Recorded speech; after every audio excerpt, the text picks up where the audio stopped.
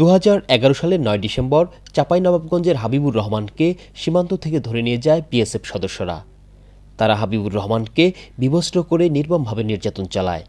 পরদিন তাকে অচেতন অবস্থায় বাংলাদেশ সীমান্তে রেখে যায়। বিএসএফ সদস্যরা সেই নির্যাতনের দৃশ্য মুঠোফোনে ধারণ করে ইউটিউব সহ ইন্টারনেট জগতে ছড়িয়ে দেয়। গত 18 জানুয়ারি নির্যাতনের ভিডিওটি বিভিন্ন টিভি চ্যানেলে প্রচার হলে বিশ্বজুড়ে সমালোচনার ঝড় ওঠে। মানবাধিকার সংস্থাগুলো সোচ্চার হয়। বিজিবির পক্ষ থেকে জানানো হয় শক্ত প্রতিবাদ। ভারতের জাতীয় মানবাধিকার কমিশন গত বছরের 8 জুলাই হাবিবুর রহমানকে ক্ষতিপূরণ দেওয়ার সুপারিশ করে। ক্ষতিপূরণের চেক হস্তান্তর উপলক্ষে গত 11 ফেব্রুয়ারি রাজশাহীর খানপুর সীমান্তে বিজিবি বিএসএফের মধ্যে পতাকা বৈঠক অনুষ্ঠিত হয়। বৈঠকে 50,000 রুপির একটি চেক হাবিবুর রহমানের কাছে হস্তান্তর করে বিএসএফ সদস্যরা। বিএসএফ আমাকে 50,000 রুপি টাকা দিয়েছে।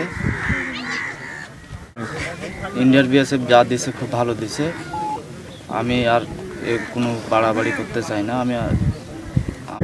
আমি আর বেশি চাই না। সবাইকে আমার বিএসএফের পক্ষ থেকে জানানো হয়, হাবিবুর রহমানকে নির্যাতনের দায়ে এক বিএসএফ জওয়ানের 28 দিনের সশ্রম কারাদণ্ড এবং আরেকজনের পদাবনতি দিয়েছেন ভারতের সামরিক আদালত।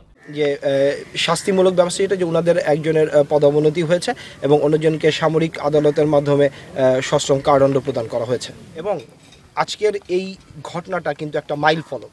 এই মাইল ফলক যেটা উভয় দেশের সীমান্ত রক্ষী বাহিনী বিজিবি এবং বিএসএফের মধ্যে আরও বন্ধুত্বপূর্ণ সম্পর্ক বৃদ্ধি করবে। আমাদের সবচেয়ে বড় অর্জন যেটা সেটা হচ্ছে গিয়ে এইরকম একটা ঘটনার মাধ্যমে সীমান্তবর্তী এলাকাতে যেই জনগণ আছেন, যারা আছেন উভয় দেশের, তারা বিজিবি এবং বিএসএফের উপরে আস্থা অর্জন করতে আস্থাটা আরও বেড়ে যাবে। বিজিবি মনে করছে এই ঘটনার মধ্য দিয়ে বিএসএফ তাদের অপরাধ স্বীকার করে নিল।